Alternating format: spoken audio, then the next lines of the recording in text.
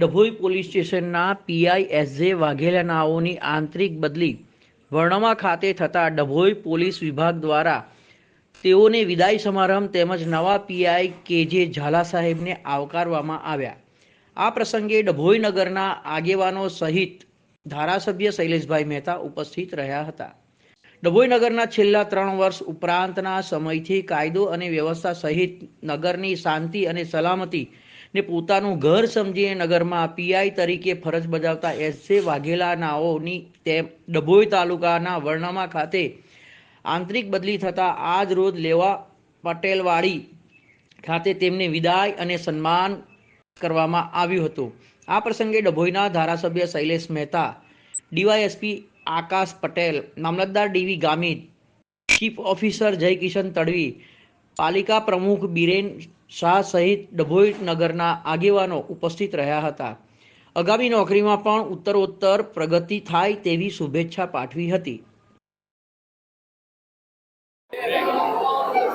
ડભોઈ નગર અને ડભોઈ તાલુકાના પોલીસ સ્ટેશનમાં 2.5 વર્ષ સુધી સુંદર રીતે ફરજ બજાવનાર શૈલેન્દ્રસિંહ વાઘેલા પોલીસ ઇન્સ્પેક્ટર આજે ફરજના ભાગરૂપે અહીંયાથી બદલી થઈને વર્ણામા પોલીસ સ્ટેશનમાં જઈ રહ્યા છે.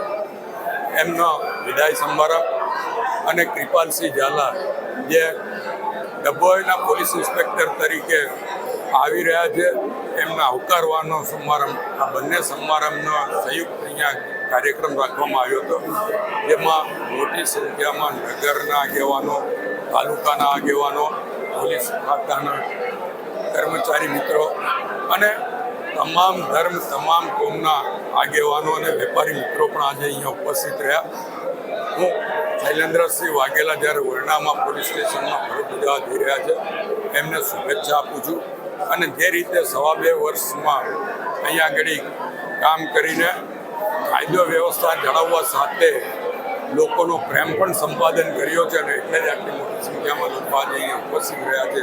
એ જ રીતે વર્ણામા પોલીસ સ્ટેશન પણ ડભોઈ વિધાનસભામાં આવતું હોય ત્યાં પણ આ જ રીતે લોકો સાથે પ્રેમ સંપાદન કરે અને કાયદો વ્યવસ્થા જાળવે એવી અપેક્ષા રાખું છું. સાથે સાથે કૃપાલસિંહ ઝાલા જેમને પણ ડભોઈનો અનુભવ છે અને ડભોઈ ખાતે પોલીસ ઇન્સ્પેક્ટર તરીકે તેઓ પણ આવી રહ્યા છે, ત્યારે શૈલેન્દ્રસિંહ વાઘેલાને પગલે ચાલીને આ વિસ્તારનું જે સૌહાર્દપૂર્ણ વાતાવરણ છે એને આગળ વધારશે અને કાયદો વ્યવસ્થાની સાથે સાથે લોકોનો પ્રેમ સંપાદન કરશે એવી એમની પાસે પણ અપેક્ષા રાખું છું.